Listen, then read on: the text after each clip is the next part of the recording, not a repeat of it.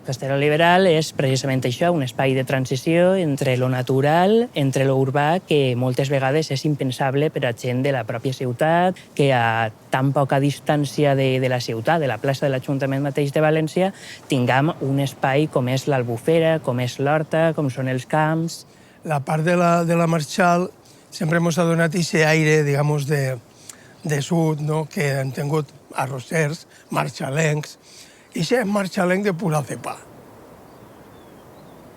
Castellar Liberal, geogràficament, està situada al sud de la ciutat de València, forma part dels pobles del sud, està al mig entre el que nosaltres anomenem la pista de Silla, Pinedo, el Saler, l'Albufera.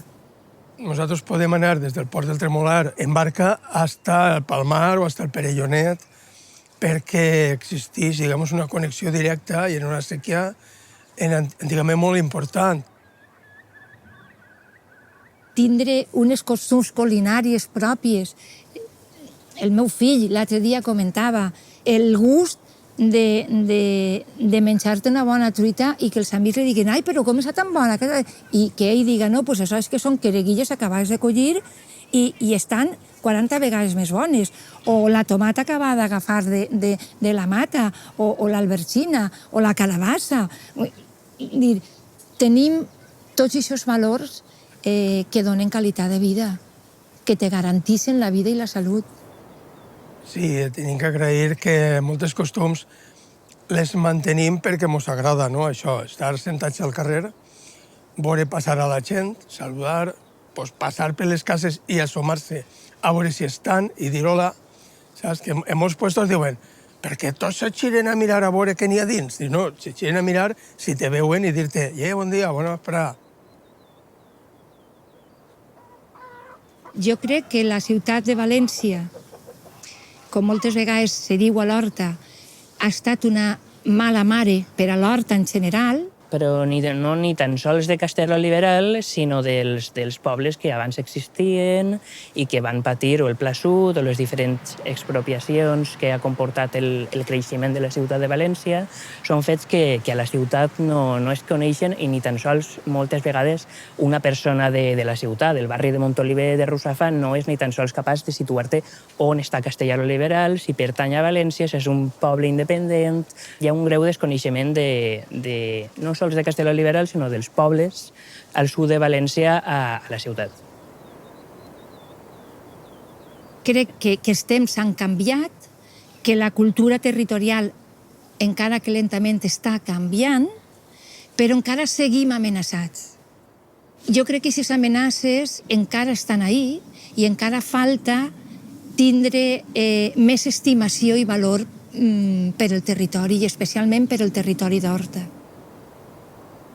Tenim el projecte del mercat de venda directa, perquè pensem que és el projecte redó que ofereix preus justos i l'oportunitat de donar a conèixer el treball i els productes dels llauradors i de les llauradores, ens ofereix a la vegada caminar cap a un model d'alimentació més sana i a la vegada aconseguir uns preus justos per als llauradors i les llauradores, el seu treball i el seu producte.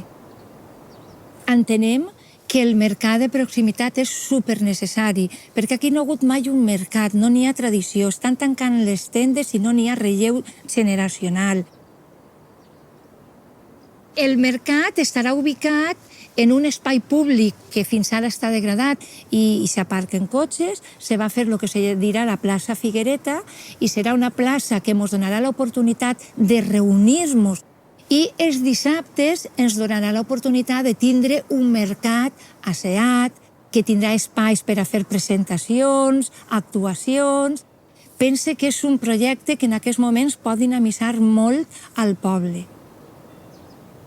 Parlem de ser un model de transició entre la vivència de poble i la vivència de ciutat, entre la modernitat i lo rural.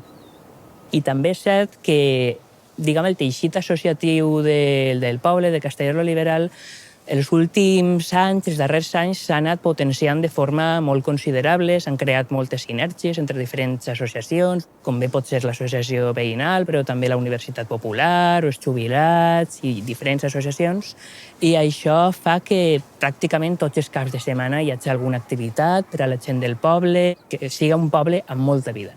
Així realment l'activitat se pot dir que és frenètica, perquè a la gent li agrada molt estar, compartir, raonar. A uns els agrada anar en bicicleta, a altres els agrada cosir, però junts.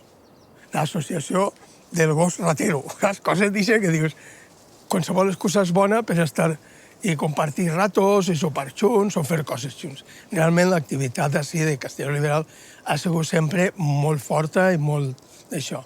Cosa que per altres coses trobo que ens ha faltat unió, per això, per almenys, n'hi ha un fum d'associacions i de tots els colors i maneres. O sigui que realment som un poble que ens agrada fer coses junts.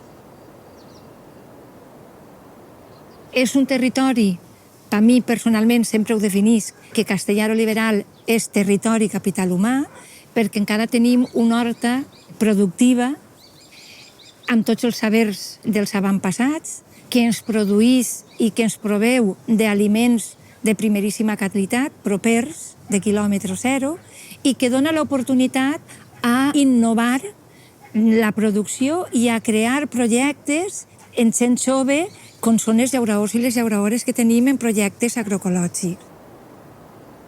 Castellar Liberal no solament territorialment proveís a la ciutat de València d'un producte fresc, proper, de quilòmetre zero, de primeríssima qualitat, sinó que oferís tots els beneficis mediambientals que València pot rebre, els valors mediambientals que l'horta i els llauraors i llauraores que mantenen l'horta ofereixen a la ciutat, és algo que se té que repensar i posar en valor.